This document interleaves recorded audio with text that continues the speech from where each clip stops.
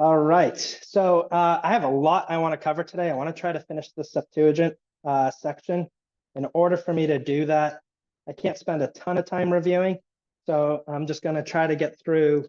Well, we'll go back one slide. We dealt with two myths from the Septuagint. We demonstrated that those myths are objectively wrong, that they can't be the case. And if you've missed that class, it's up on YouTube.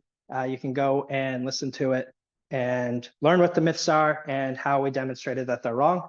And then we got into really the crux of this section, which is what I want to focus on today and try to get through today, is how impactful the Septuagint has been on our translations today.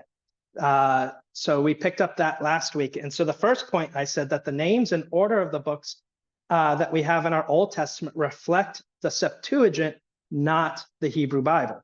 And so we went through and I just showed you Genesis is a Greek word transliterated into English, and it means beginning. And if we were to do the same thing for the Hebrew, then our first book of the Bible would be Bereshit, not Genesis, which means in the beginning, but same concept. Exodus is a Greek word that means exit. However, the Hebrew name for the second book of the Bible is Shemot, the names, which comes, each of the Hebrew names, as we covered them, comes from the first verse of the book. So in Exodus 1:1, Shemot is recording the names of the sons of Israel.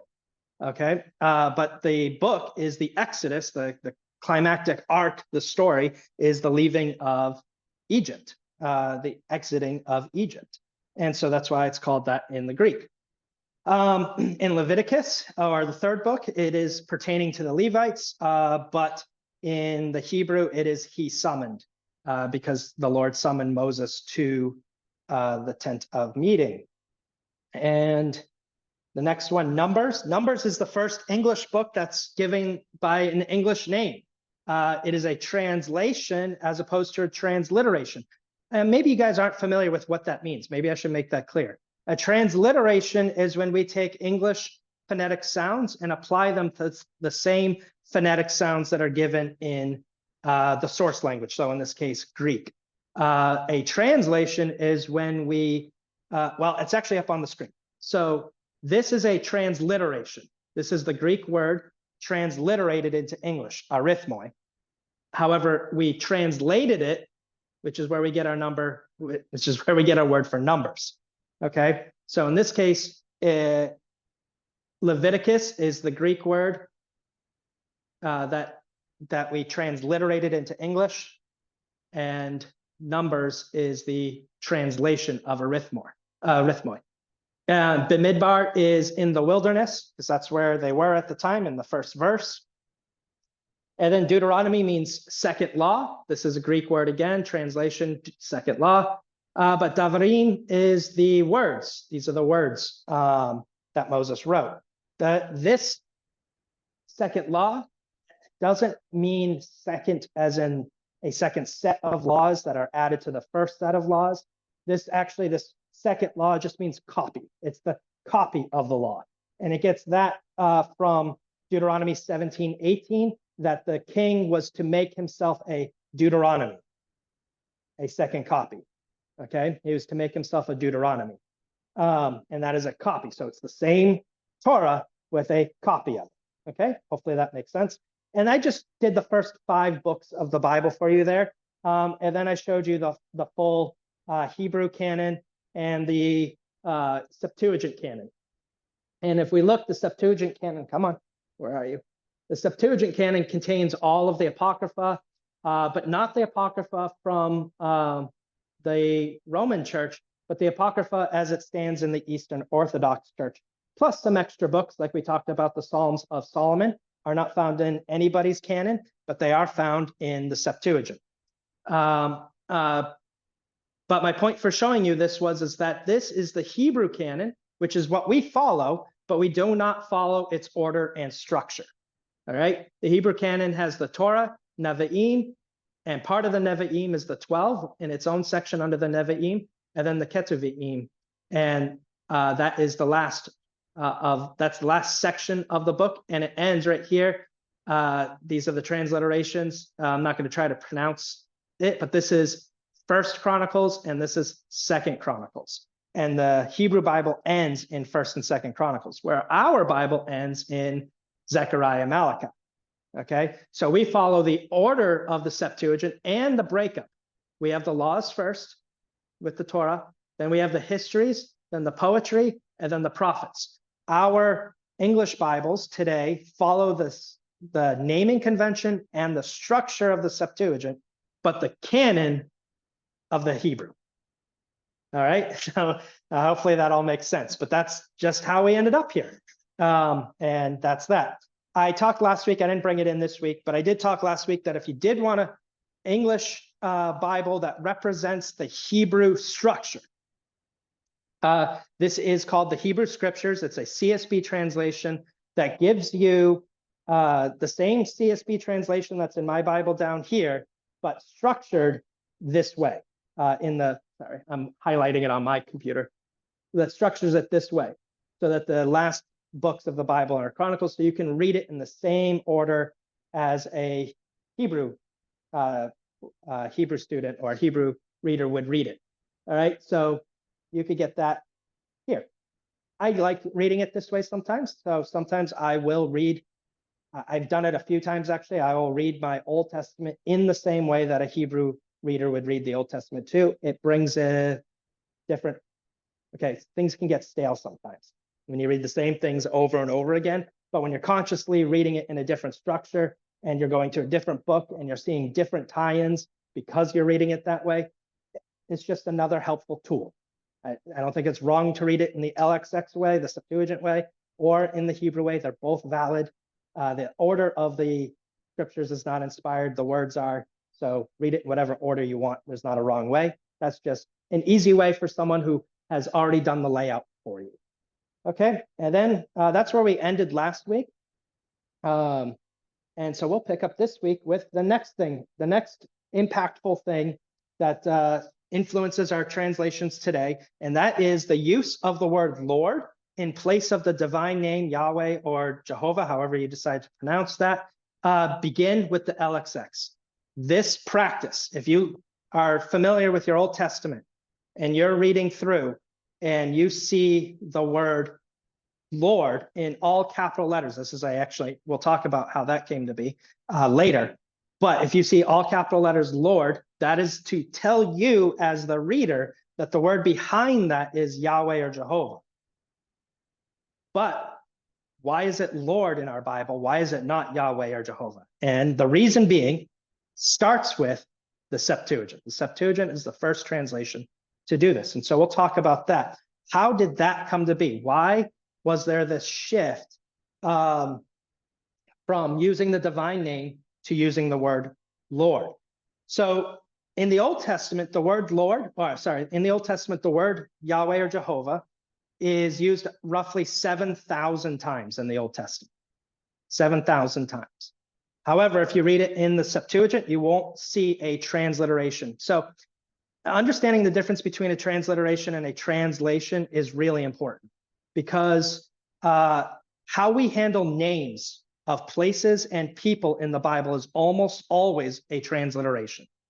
Abraham is an anglicized transliteration of the Hebrew word for, I don't know how to pronounce it, Avraham or something of that nature. All right, it's an anglicized, but it's a transliteration. Israel is a transliteration. Lot is a transliteration. All of the names that you're familiar with are transliterations. However, with the divine name, we don't transliterate it, generally speaking. We'll talk about the translations that do. Generally speaking, we use the word Lord in its place, and we put it in all capital letters.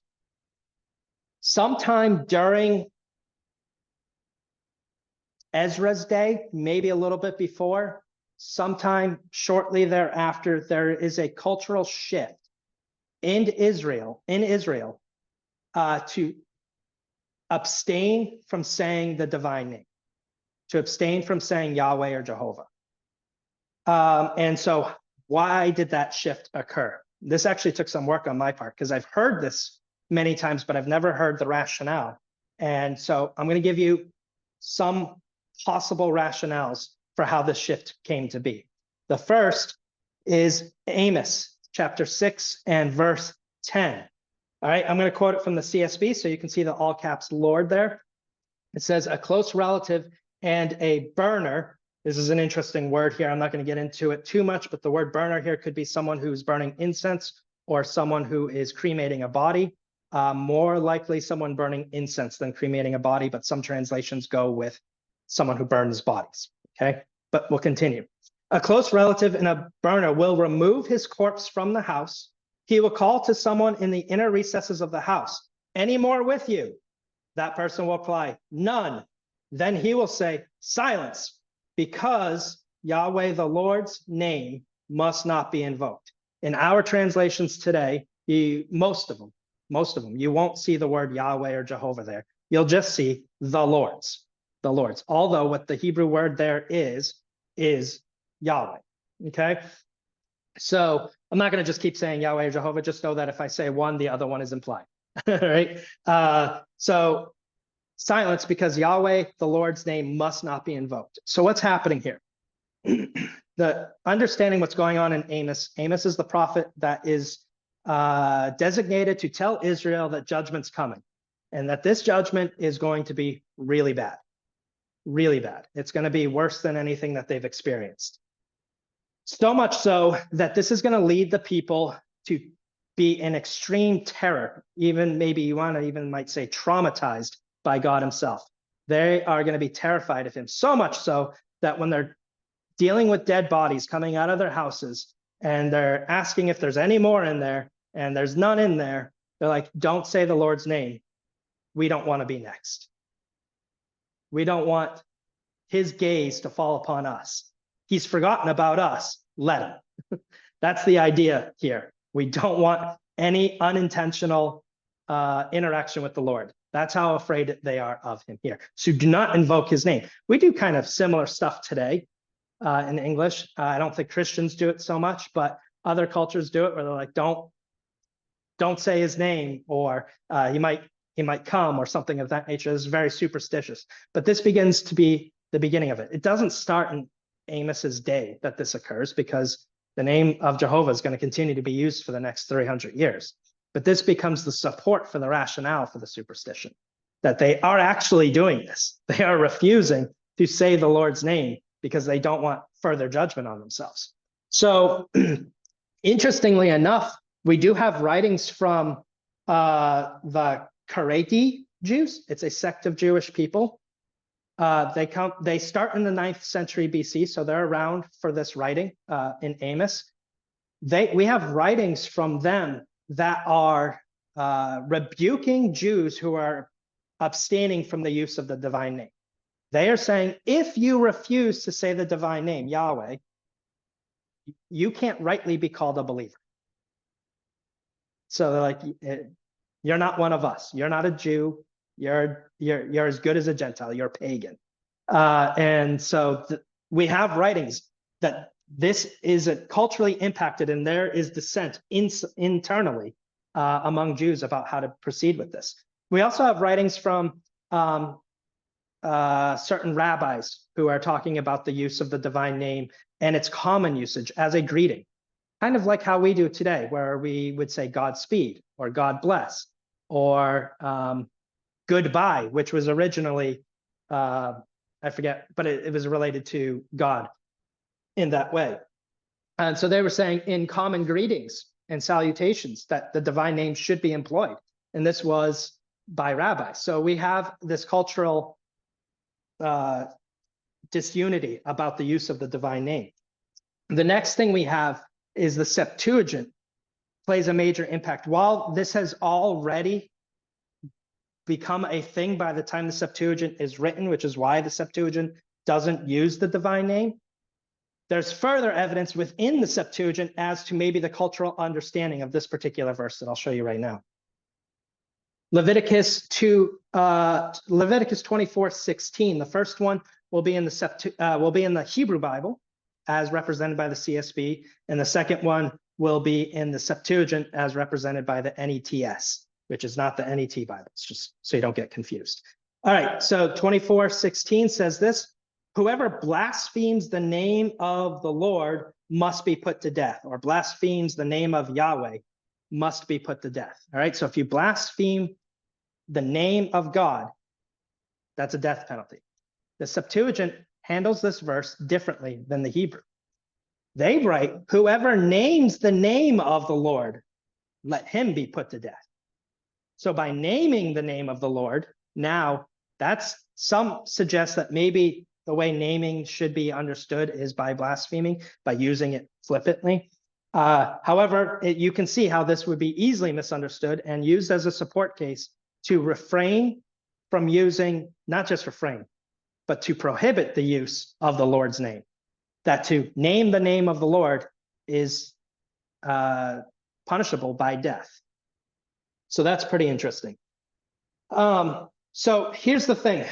Between what we can see in the Septuagint and what we saw in Amos and what we can see historically, culturally, we have a lot of evidence that points us that culturally, by the 1st century, by Jesus's day, the name of Jehovah or Yahweh was no longer being used. It was abstained from. They did not use it anymore. So those people who were pushing back within Judaism against those who were prohibiting the name and abstaining from the name, those who prohibited and abstained from the name won out, culturally speaking, and the name stopped being used. And we can see this even in Jesus's day. Nowhere in the New Testament will you find a transliteration from Greek into English or from Hebrew into Greek using the divine name. It's always kurios, which is the Greek word for Lord, when it quotes the Old Testament, or even when it refers to God in any way. So I'll give you an example. Psalm 110:1, for those who don't know, Psalm 110:1 is probably the most quoted, I think it is, the most quoted verse in the New Testament of the Old Testament. Psalm 110:1 says this, and I like this verse because it demonstrates both Hebrew words here. So here we go. Bring my cursor over here.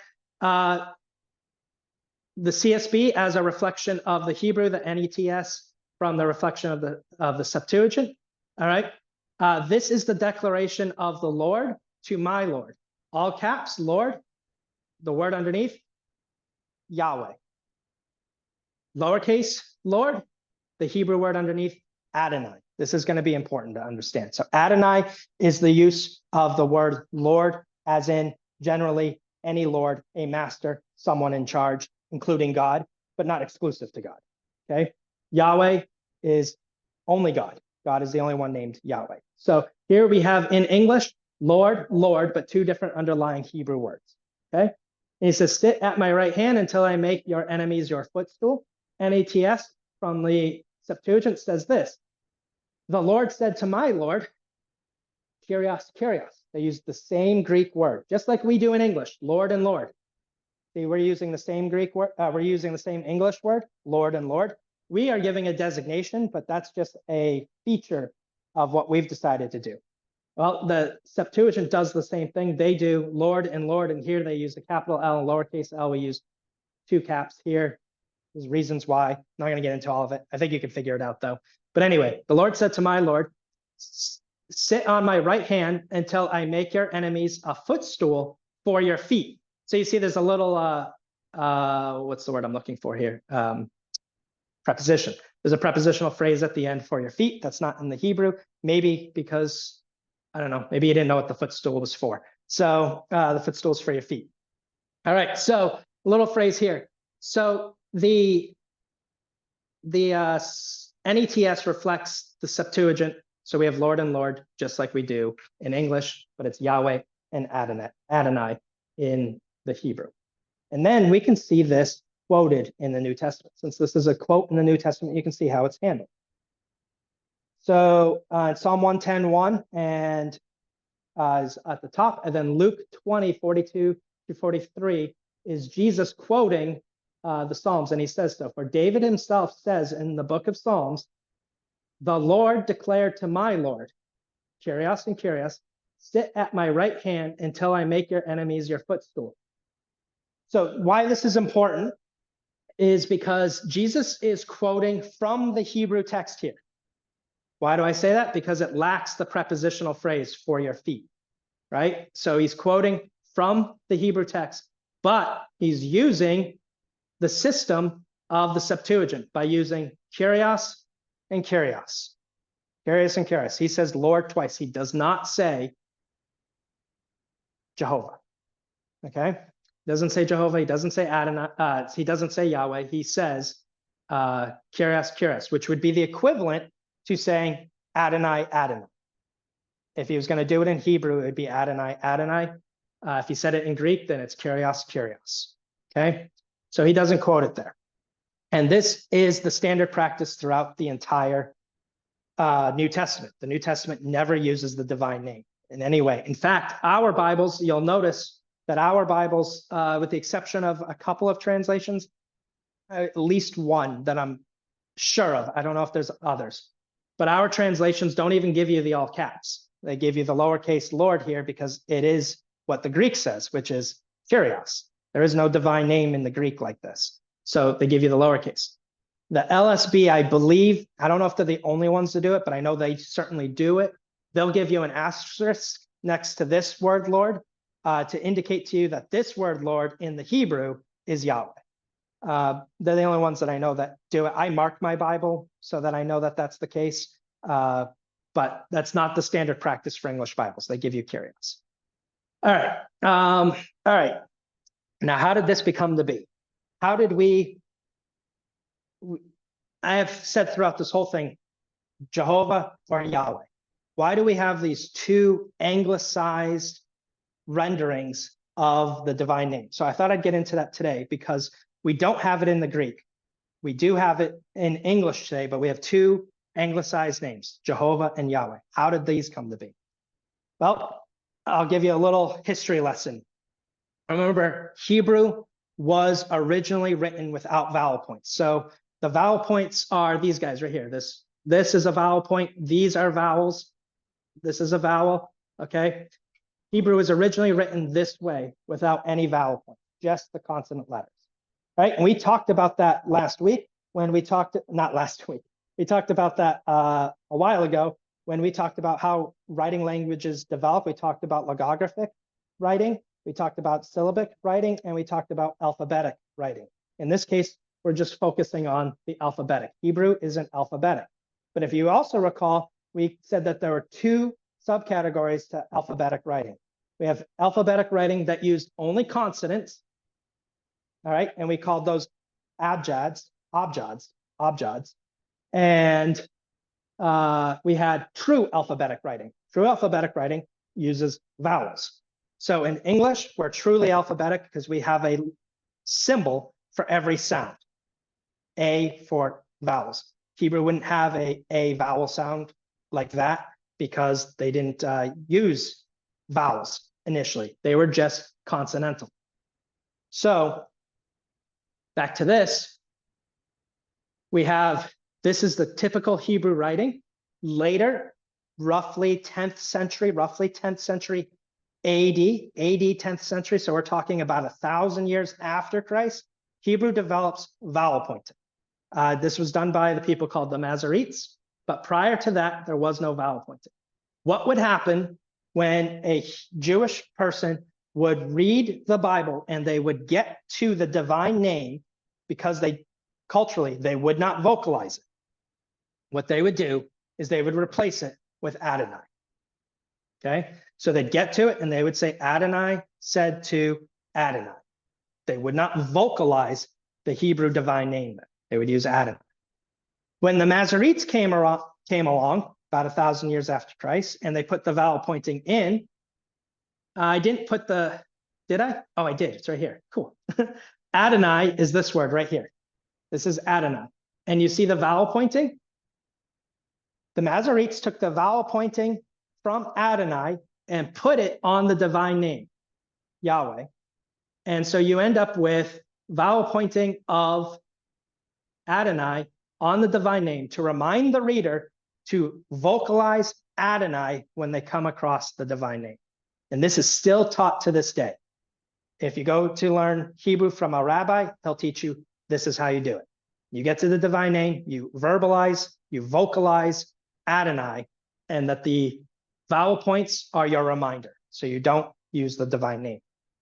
Now, How did we end up with Jehovah and Yahweh? This is a lesson in English history. So remember I showed you the old manuscript from the Septuagint. I showed you the old manuscript from the Septuagint, and I highlighted, I wish I had put it back on the thing, and I highlighted where they used the Proto-Hebrew, the square script, not the square script Aramaic that we're looking at here, but the Proto-Hebrew name of God. And they did just 4 letters, YHWH, like we see here. They just did the, oh, come on, mouse. They did just these 4 letters. Well, this is also what Jerome did in the Latin Vulgate. But he didn't do YHWH, he did JHVH.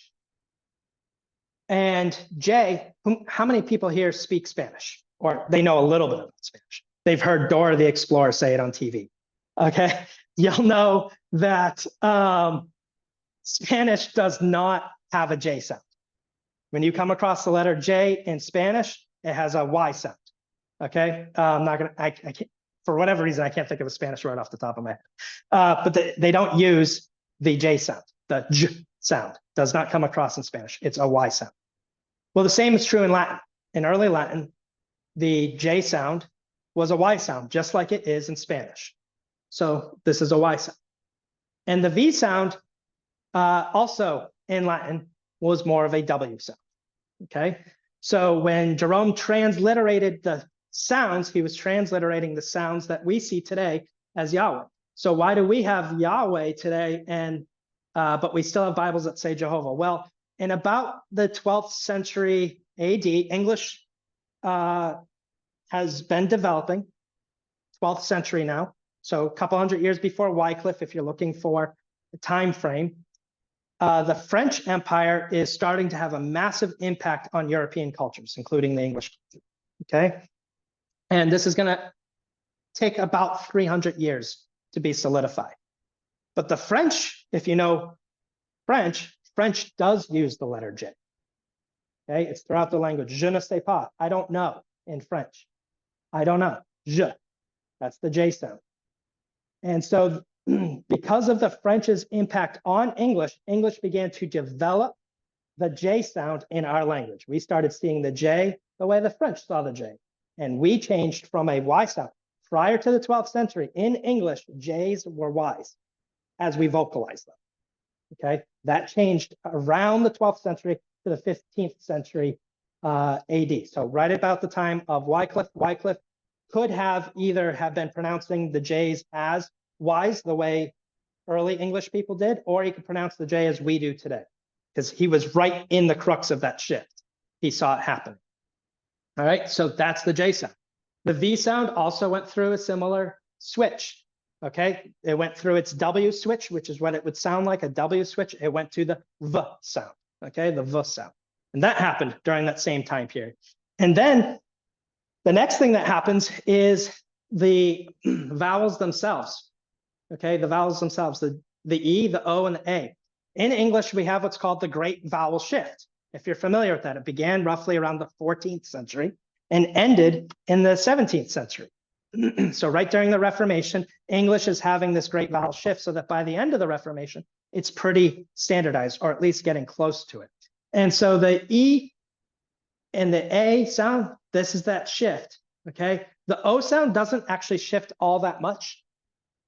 It goes from a less nasalized O, or from a more nasalized O to a less nasalized O, still pretty much the same.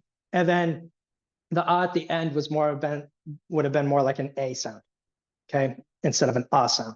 All right, and that's the great vowel shift that happens as well. So you've got English reformers making English translations, relying heavily on the Latin. They see JHWH, they have the vowel points of Adonai in the Masoretic text that they have access to. They put that in, and they would have said something to the effect of Yehovah. But because of the vowel shift change and the consonantal shift change that happened over those centuries, Yehovah becomes Jehovah. And that's how we have that word today over those shifts. But we know for certain that Jehovah is nothing at all how the Hebrews would have said. We know that the vowel pointing is coming from Adonai, not from the correct pronunciation, however it was pronounced, from Yahweh. Okay, that's later. So we began to reconstruct through history a more closely anglicized use of the word Yahweh. All right. And so we end up with Yahweh. Now we know the YAHW sound right there, the YAHW sound. We're almost nearly 100% certain that that's correct, that we're spot on the Yahweh part. Okay. Where we're not entirely sure is the pronunciation of the last vowel. We say Yahweh or Yahweh, might be more closer to the Hebrew. And so therefore, we're not like thoroughly certain on that last syllable. Is it Yahweh, Yahweh? How do we pronounce it? Not entirely certain. That's still up for debate, that very last part. Is any of this important? Does it matter how you pronounce it? Does it matter if you say Jehovah or Yahweh? No, it doesn't matter. Because a rose by any other name is still a rose. When I go to, the way it works in languages is your name, when you go into another culture, will adapt to the receptor language, not to the source language. So my name is Eric. But when I go to Canada and I see my family there, I'm Eric. When my Spanish friends talk to me and they address me, they say Enrique. They roll their R, I don't. Enrique. Wherever you go, your name will change to the receptor language. And so it is totally right for us to say Jesus instead of Jesus, since Jesus is the Greek pronunciation of his name. We don't say Jesus because we have that J shift. All right. Jesus is the right name to call him, even though that's an anglicized form of his name. So otherwise, you're going to have to go through and you're going to have to change all the names. But this is just not how language works. Language works that the name adapts to the receptor language, not stays in the source language. So if you want to call him Jehovah, call him Jehovah. Understand that the vowel pointing is not correct there. We know that. But call him Jehovah. And you want to call him Yahweh or Yahweh or something of that nature, do that. As long as we're all on the same page that we know who we're talking about. There's great debate today that people want to make a big deal out of calling Jesus Jesus instead of Yeshua, which is his Hebrew name, as opposed to Jesus, which is his Greek name, or Yehoshua. They want to make a big deal as if we're worshiping some other form of Jesus, some other Jesus, by calling him a different name. This is baloney. This is hogwash. That's why I don't make a big deal out of calling him Jehovah or Yahweh. We're talking about the same God. We're vocalizing it differently. It's not a big deal. Don't make a big deal out of it. Okay. All right. So that's that. That's how we end up with these two pronunciations. All right. History and English language change. If you want to read a Bible that does vocalize the divine name as the divine name, Yahweh, here are some options for you. The LEB is only a digital Bible. You can't get a physical version of it. But the LEB, every time the name Jehovah or Yahweh shows up, they always vocalize it as Yahweh. It's always Yahweh in the LEB. So if you got to Psalm 110:1, it would say, Yahweh said to my Lord. Okay. The same thing is true of the LSB. You can get physical copies of the LSB. It is also saying Yahweh in all places. The WEB, the World English Bible, is also a Bible that says Yahweh. These aren't the only three translations that do it. The American Standard Version, the ASV, also does it, but they use the word Jehovah instead of Yahweh. Young's literal translation also uses Jehovah in all of the places where the divine name shows up. The King James Bible, or the King James Version, uses the word Jehovah in only 4 places where the divine name shows up. I looked for a while. I have not been able to find any rationale as to why the King James translators chose those 4 places to render Jehovah's name as the divine name, as opposed to how they do it in the over 6,000 other places that it's as Lord. Why they chose those 4, I don't know. The other Bible that does this, and actually this is my favorite way, is the HCSB, which is the precursor to the CSB. It's still, you can still find it digitally, and you can still find some printed versions of it.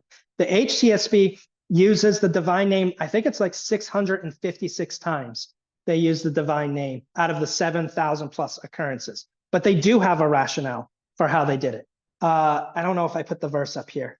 I didn't give you a slide for it. But for the rationale behind the CSB or the HCSB, the reason why they used Yahweh in 656 places and not all 7,000 places is because they wanted to keep the connection. Well, first, they wanted to use the word Lord because this is the traditional way we've done it for centuries. So they wanted to use the word Lord as often as they could. But where they felt convicted that they shouldn't at the time, they've changed their position, but at the time where they shouldn't do it was anywhere where God said, my name is, and our translations generally say the Lord. Well, the HCSB's translator said, anytime that he's going to invoke his own name as his name, we're going to put the divine name. So they put Yahweh. So if you go to Isaiah 42:8, God says, I am Yahweh. That is my name. And every English translation says, I am the Lord. That is my name. Except for these ones that I just mentioned. They'll all put in Yahweh or Jehovah in that place. So Isaiah 42:8 is a place where God invokes his own name. And so they felt compelled to put Yahweh there.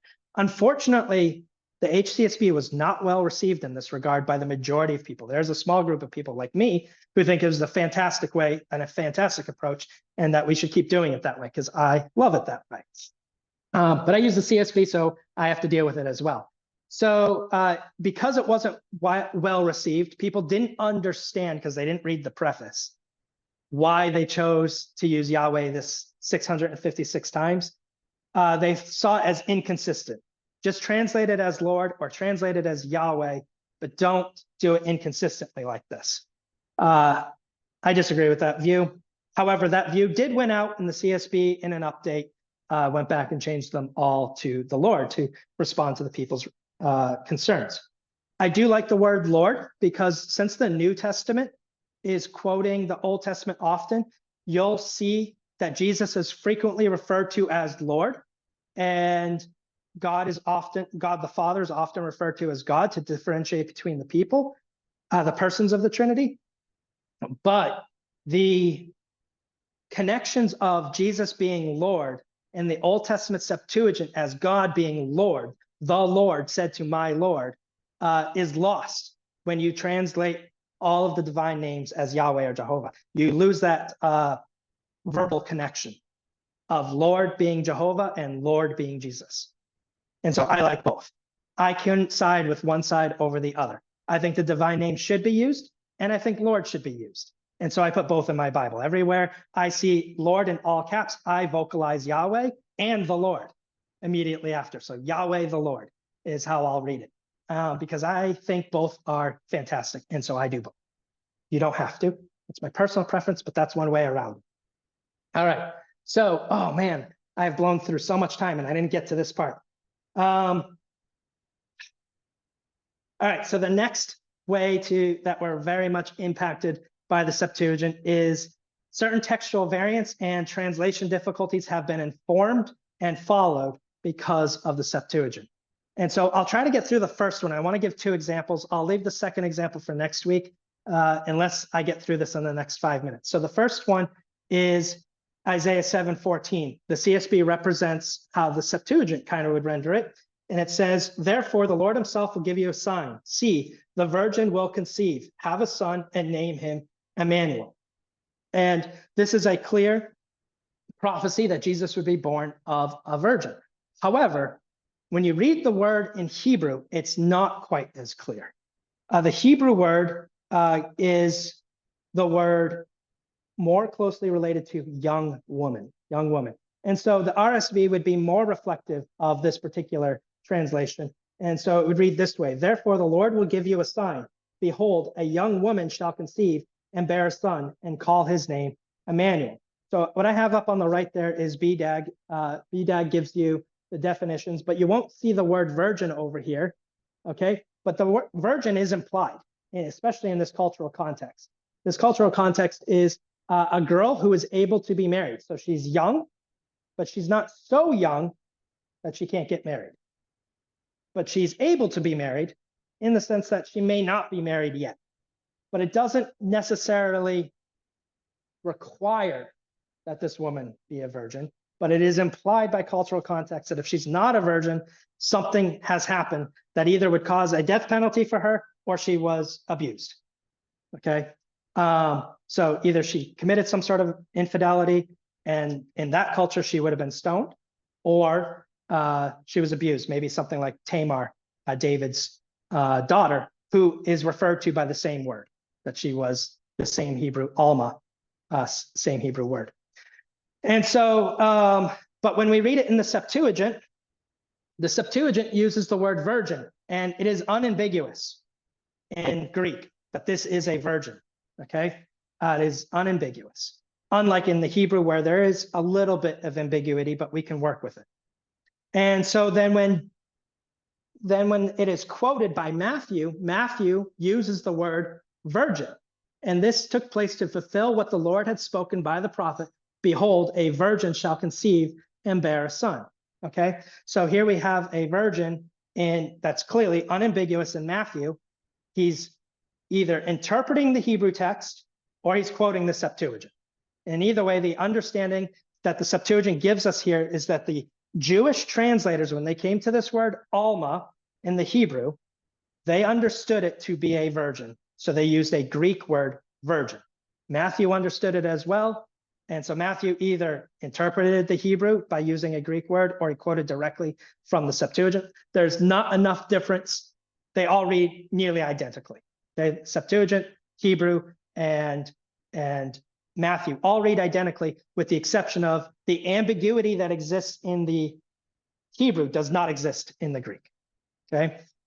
And some want to suggest that the RSV translators are motivated by some satanic conspiracy to remove the virgin birth. But in order for that to be the case, then you have to say Isaiah was under that same influence by using the Hebrew word he chose, because there is another Hebrew word that is the word virgin unambiguously. So Isaiah chose a word that was more ambiguous, and the RSV translators tried to faithfully retain the ambiguity by using the word one young woman. And so on one hand, I applaud them. On the other hand, I have no problem with any translation saying the Septuagint informs us that this is a virgin, and we don't have to be ambiguous about it. And I don't think either direction is wrong. I appreciate the RSV translators choosing it this way. They're not the only. So if you see a Bible version that says young woman here, you will hear Christians. It's not just KJV onlyists. There's all sorts of Christians that have a problem with rendering it young woman here. They think it's the wrong rendering. I disagree. It's only the wrong rendering if you think the Hebrew is wrong. And then that's fine. Then follow the Septuagint. Okay. That is it. Next week, we'll cover a second textual variant that's just as impactful as this one. Actually, that's not a textual variant. This is a translation difficulty. Next week, we'll deal with a translation variant, a textual variant. We'll talk about that next week. And this one will be just as impactful as a prophecy regarding Christ. All right, that is all. You are dismissed.